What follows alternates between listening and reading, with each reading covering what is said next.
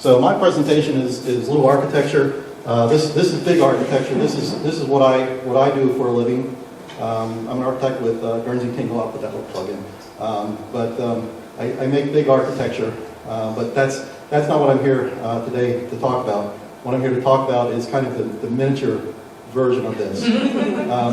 Now, this was the epiphany, if you will. I had a modest working class upbringing, so we didn't collect things. If you got something, you got one of it, and you were happy with it. But later in life, I got this as a Christmas present, and it was part of the David Winter collection. And all of a sudden it rung to me, because I liked little buildings and stuff. It's like, I can collect this stuff? This is cool. So I started collecting little buildings, and these little villages started popping up around the house, bookshelves and china cabinets, things like that. But about 5 years ago, my company, Guernsey Tingle Architects, built our own building, and for the first time, I got a private office. So my wife suggested that maybe your little building dust collectors want to move into your office, which was cool. So I got a wall in my office, and I surprised myself of how many I actually had, because when they're distributed all around on the bookshelves and stuff, you never really see it in its entirety, and this is not its entirety even. So I got them all over to my office. The hardest thing about doing that was finding a little house mover. And part of that problem was, our kids are grown, so we didn't have any good toys in the house. So fortunately, I found one at Walmart and hired them to move all my little houses over to my new office. As I said, my background was kind of modest working class. So I like to buy cheap little houses. These all came from the Dollar Tree, but to me they're really fascinating. I mean, somebody in China made these little bridges, and they made architecture out of these little bridges, and really cool. This is another collection from the Dollar Tree. For $1, getting these. I mean, that's fabulous. But if you study architecture and you know about your architectural styles, these will blow your mind, because they all kind of look like a certain style, but there's something wrong with all of them.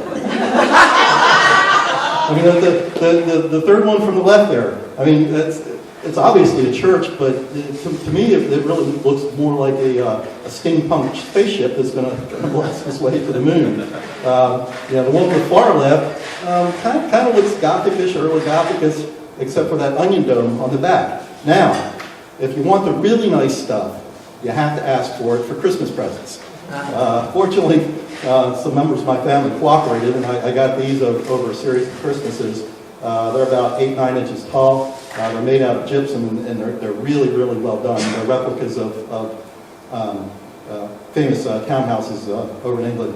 Now, if you want the really, really, really nice stuff, you have to be the architect for St. Peter's in Rome.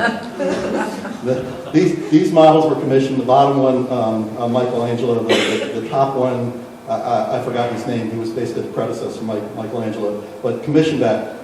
Me, I get to get the Pier 1 version of them, which I'm happy with. These are really nice bookends, very cheaply made. But if you look at them, somebody understood architecture when they were designing these bookends, because they did a really good job about composing them.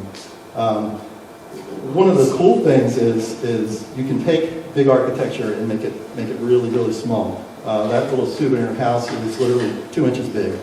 And they took the largest house in America and made it 2 inches big, and did a fairly good job of accurately depicting it, down to the details, windows, and everything.